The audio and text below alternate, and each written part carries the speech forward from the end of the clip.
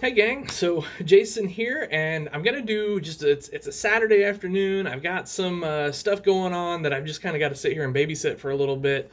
Um, so I thought I would do a question and answer video because, of course, I get a lot of questions from you guys, which is cool.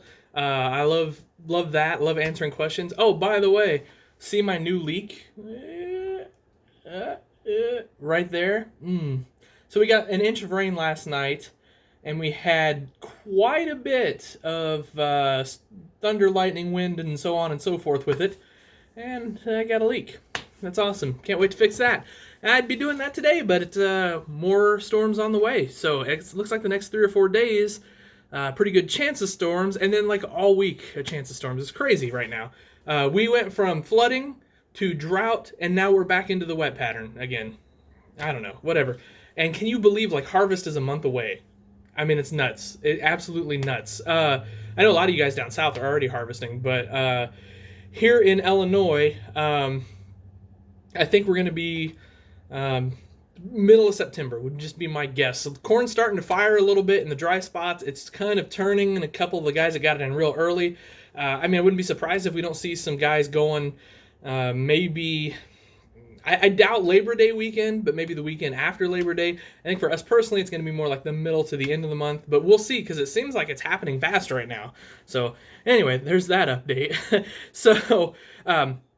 Anyway, reason one I'm making this video is, as a lot of you guys know, I'm moving. And at the new place, I'm going to have 2 rooms, in the basement that are like, I'll call them semi-finished. They're not finished yet, but they'll be finished when I'm done with them. One room's kind of going to be like, I don't know, man cave, I guess, whatever you want to, TV. And then I'll have a whole bunch of shelves like these for my finished tractors and all of that to go on. And I think I'll probably keep it 1/64th, and we'll keep the 1/16 scale out here at the office. And then the second room is going to be workshop and probably where my display will be. So here's my question.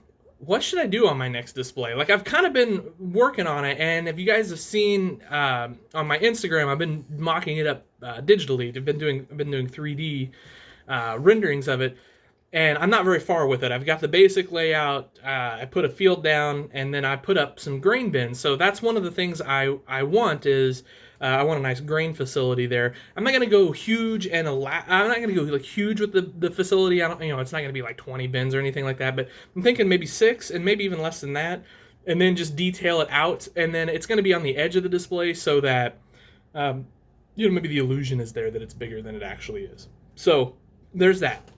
So I definitely want that.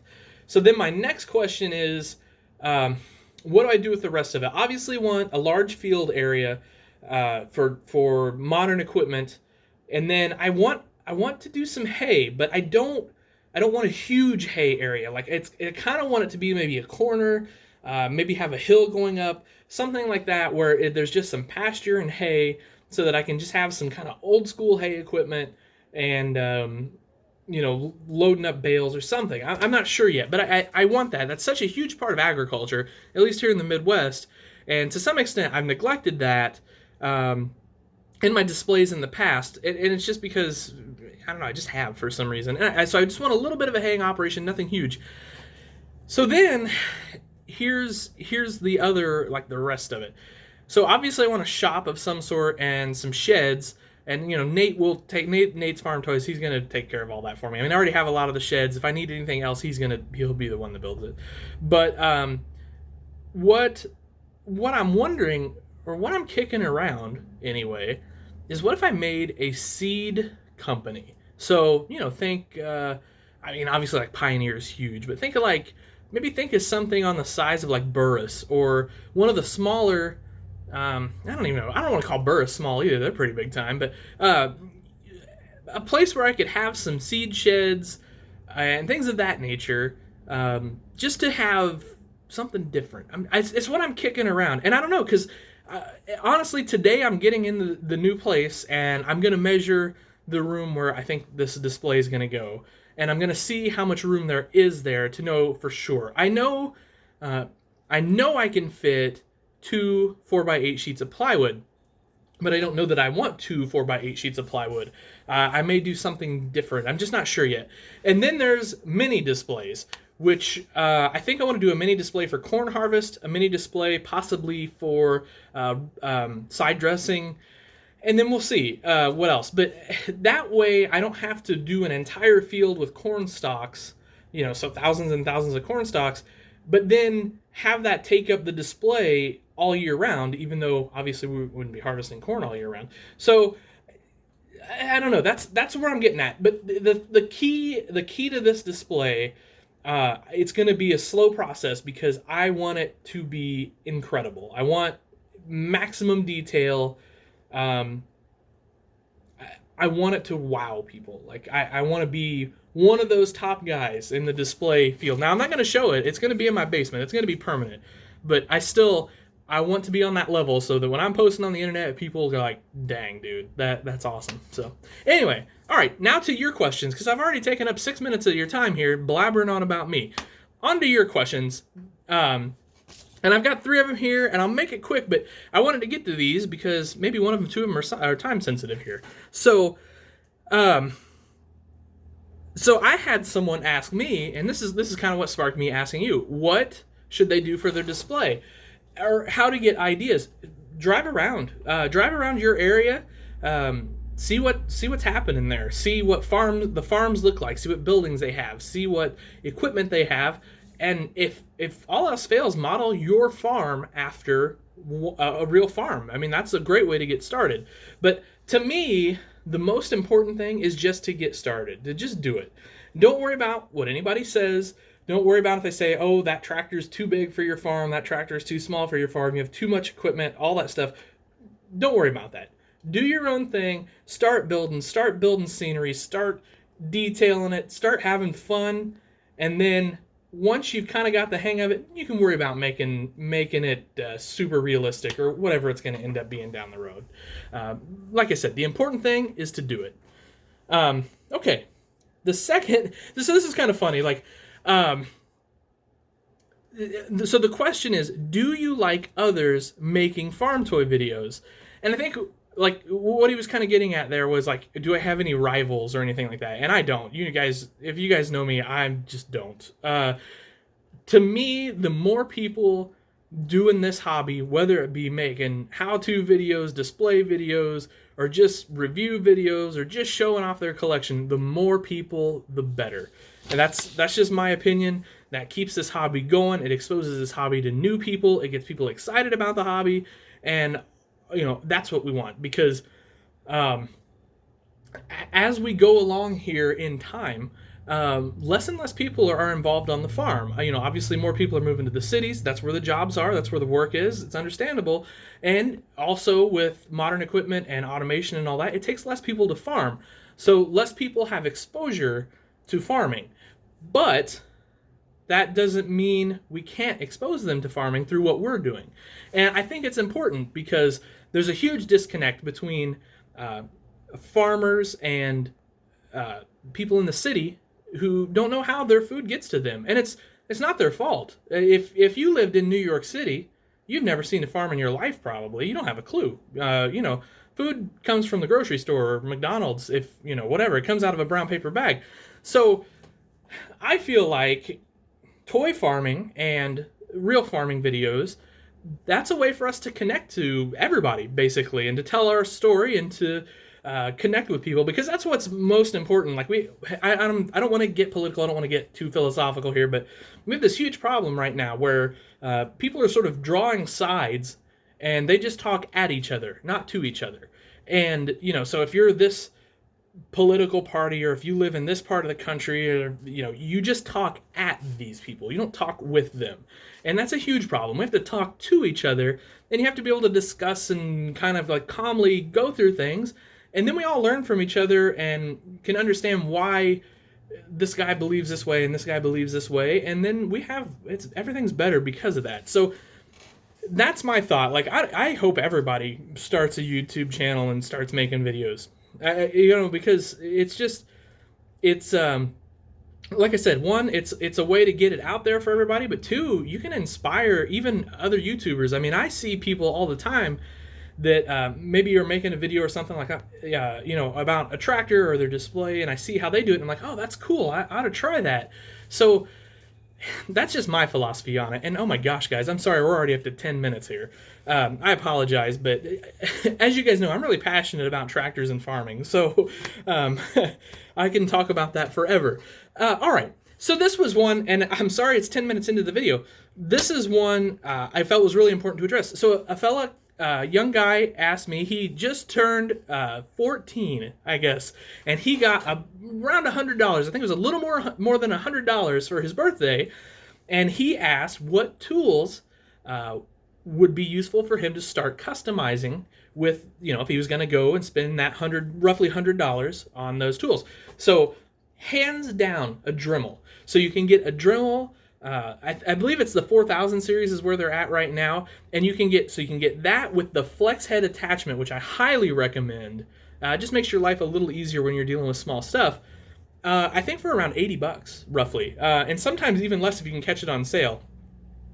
So now you can get them more expensive, certainly, if you get the kits with all the attachments and stuff like that. But I'll be honest with you, in the farm toy world, you need that Dremel. You need the small drill bits, which I would go and get from Harbor Freight, to be honest with you, because they're way cheaper there. You can buy them packs of 20 or 50 or whatever. And I realize they're not as good a quality, but if you can buy 50 for the price that you can buy 5, they don't have to be as good a quality.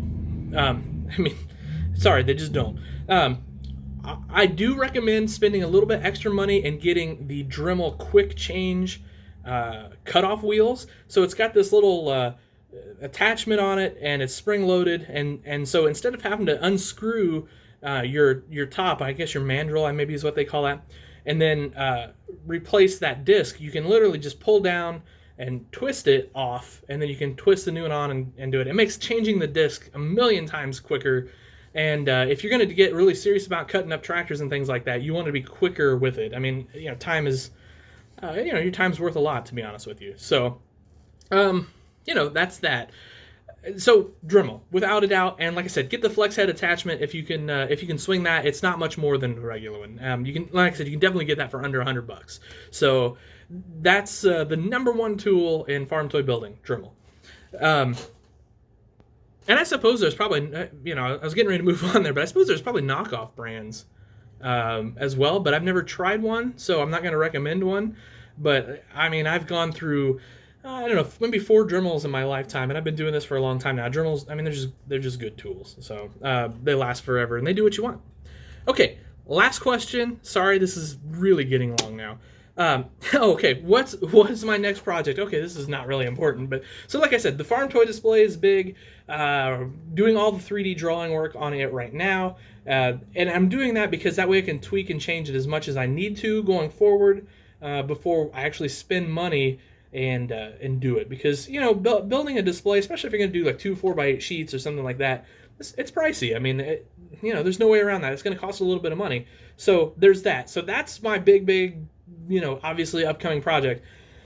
The other one is I've got a bunch of kits I gotta finish this winter, and I was on really good pace doing it last winter, and then we kind of got late in the winter, and all the flooding started happening and everything, and it just all went out the window. Unfortunately, I didn't get to build toys as much as I would have liked to have, but so I've got like a bunch of New Holland and Versatile kits. I gotta get those finished and out the door, because honestly, I love those tractors, but I bought, they're my kits. They're my 3D printed kits. I bought them specifically to build and sell, and so that's just money sitting on my workbench right now. So I got to get those done. That honestly, it's probably going to be after harvest before I get to them, but that's like maybe number 1. Number 2 is I want to build another Steiger Lion. I know that's going to shock the crap out of you guys, but so funny thing happened. I got a text message from my buddy Brian Long the other day, who also is a big Steiger fan, and he just inspires me to go like that extra mile. And so anyway, I saw one of his builds, and I'm like, oh, how am I going to top that? And I probably won't top it, to be honest with you, but I saw some things on his build that I could do on my builds to make them just a little cooler. And so I want to build another Steiger Lion. So anyway, and then the next thing, And like this is Longshot land here. So this is an 8760 John Deere. I bought it for, I think, 20 bucks. It's pretty rough. It's actually a special edition of some sort, but I don't really care about that, to be honest with you.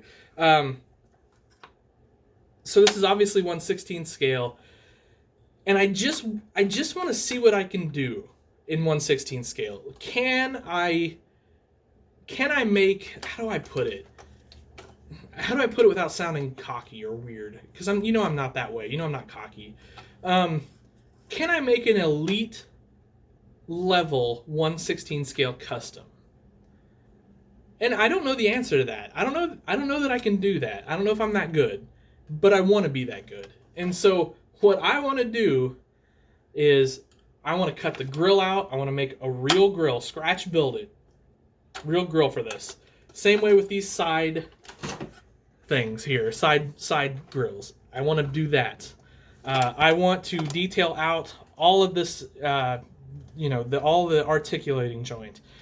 The cab glass in this thing is shot, new cab glass, super detailed interior, etc., etc., etc. I want to detail out this rear the best I can, just all that, and then triples, because ultimately what I want to do is I want to make that an 8960, because we had an 8960 on the farm years ago. It's one of my favorite tractors.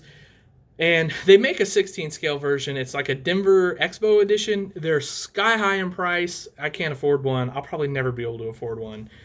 So I've got to make my own. And to be honest, it's not that detailed. It's not that nice. I mean, it's just basically that tractor with a 8960 decal on it. But I want to go over the top with one of those and just see if I can do it. And I may not. I mean, I may fail at it. It's entirely possible. But you got to try, and so that's a late winter project. I mean, it may not get done this winter. Maybe like start late winter, maybe finish it next winter. I don't know, but that's anyway. That's that. So, all right, guys, coming up on 20 minutes on this video. I apologize for running so long here, running my mouth, but it's Saturday. It's rainy. Like I said, I'm kind of waiting out something here, so I'm just kind of bored. I almost did a live video, but then I thought maybe I wouldn't have time. So, anyway, that's it, guys. Appreciate you watching, as always. You guys are the best. Treat each other well. Happy tractor hunting, and do something good for the world today. There's, we can change the world, guys. We can. One tractor at a time. All right. Have yourselves a great day.